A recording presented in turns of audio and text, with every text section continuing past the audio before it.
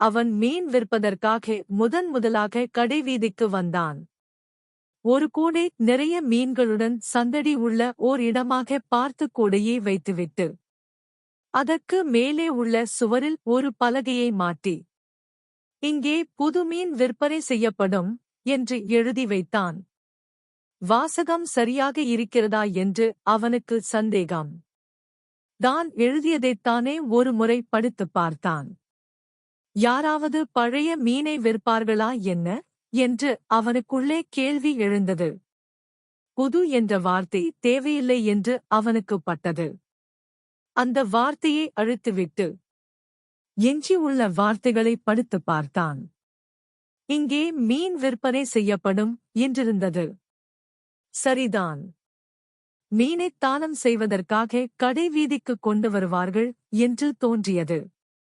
விற்பனை செய்யப்படும் என்ற வார்த்தைகளும் தேவையில்லை என்றே அவனுக்குப் பட்டது. அதையும் அழித்துவிட்டு இப்போது படித்துப் பார்த்தான். இங்கே மீன் என்று இருந்தது. அவனுக்கு சிரிப்பு வந்துவிட்டது. பார்த்த மாத்திரத்திலேயே மீன் இங்கே இருக்கிறது என்றுதான் தெரிகிறதே, அப்புறம் எதற்கு வீணாக இங்கே என்ற வார்த்தையையும் அவன் அழித்தான். இப்போது மீன் என்ற வார்த்தை மட்டும் இருந்தது. மீனை சுவைத்துத் தின்னத் தெரிந்தவர்களுக்கு பார்த்ததுமே தெரிந்துவிடாதா? அது மீன் என்ற எண்ணம் உருவாக அந்த ஒரு வார்த்தையையும் அவன் அழித்து விட்டான். இப்போது பலகையில் எந்த வார்த்தையும் இல்லை. மீன் விற்பனை செய்தவன் பலகையில் எழுதி வைத்த வாக்கியத்தைப் போலத்தான் நமது பல பிரச்சனைகளும்.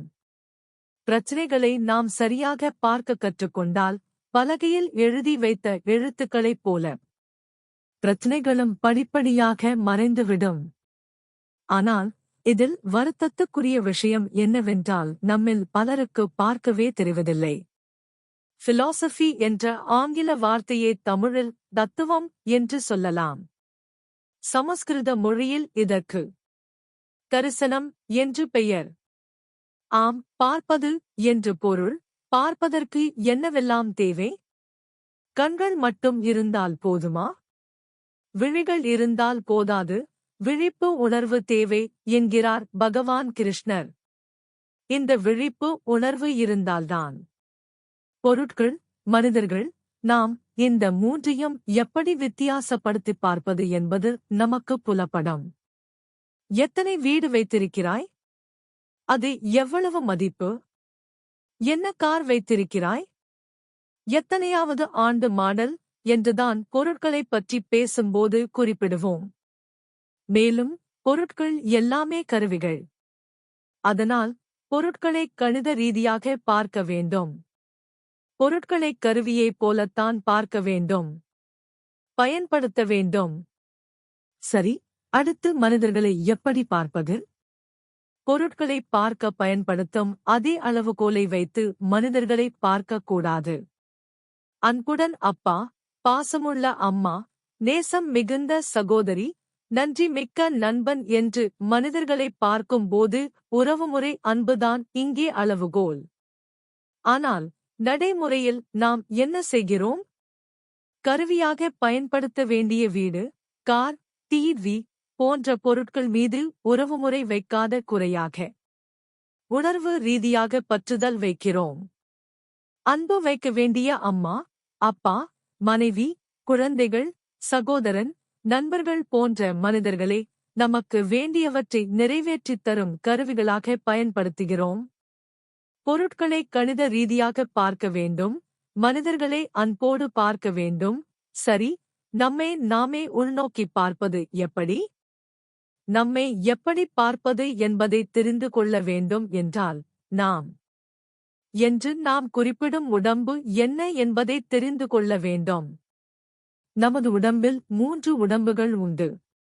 முதலாவது ஸ்தூல சரீரம், சதையாலும் எலும்புகளாலும் ஆன உடம்பு. இரண்டாவது சூட்சும சரீரம், அதாவது நமது அறிவு, சிந்தனை, எண்ணங்கள் ஆகியவற்றை உள்ளடக்கிய நாம். கடைசியாக எஞ்சி நிற்பது காரண சரீரம். சமஸ்கிருதத்தில் இதற்கு சாட்சி என்று பெயர். தமிழில் விழிப்பு உணர்வு, அவேர்னஸ் என்று சொல்லலாம். பார்த்தீர்களா? இப்போது நாம் ஆரம்பித்த இடத்துக்கே வந்துவிட்டோம். பிரச்சனையை எதிர்கொள்ள நமக்கு தேவை பார்வை, பார்ப்பதற்கு தேவை விழிப்பு உணர்வு. பிரச்சனைகள் இல்லாமல் இருக்க வேண்டும் என்று நாம் நினைப்பது தவறு. ஏனெனில் பிரச்சனைகள் இல்லாத ஒரே இடம் சுடுகாடு மட்டும்தான். அதாவது மரணத்துக்குப் பிறகு பிணங்களுக்கு மட்டும்தான் பிரச்சனைகள் எதுவும் இருக்காது. வாழுகிற மனிதர்கள் அனைவருக்கும் பிரச்சனைகள் நிச்சயம் இருக்கும். பிரச்சனைகள் இல்லை என்றால் வாழ்க்கையிலும் சுவை இருக்காது. குப்புற வீழ்வது, அடிபடுவது, வலியில் துடிப்பது, வலியோடு வெற்றியை துரத்திக் கொண்டு ஓடுவது, வெற்றி கிட்டப் போகும் தருணத்தில் எதிரி அதைத் தட்டி விடுவது, இதெல்லாம் வாழ்க்கையில் மட்டுமல்ல கால்பந்தாட்டத்திலும் நடக்கிறது. இதெல்லாம் வாழ்க்கையில் மட்டுமல்ல கால்பந்தாட்டத்திலும் நடக்கிறது. ஆனால் கால்பந்தாட்ட வீரனுக்கு அவன் சந்திக்கும் ஒவ்வொரு பிரச்சனையும் தான் சவால், சுவாரஸ்யம். கால்பந்தாட்ட வீரன் ஒருவன் கால்பந்தை உருட்டிக்கொண்டு கோல் போட ஓடும்போது கோல் கீப்பர் உட்பட எதிர்டீமில் இருக்கும் யாருமே அவன் பந்தை தடுக்காமல் ஒதுங்கி நின்றால் அந்த விளையாட்டு களை கட்டுமா? அவனுக்கும் தான் தொடர்ந்து விளையாட உற்சாகம் பிறக்குமா? அல்லது அப்படி ஒரு அசுவாரஸ்யமான ஆட்டத்தை யாராகிலும் ஏறெடுத்துத்தான் பார்ப்பார்களா?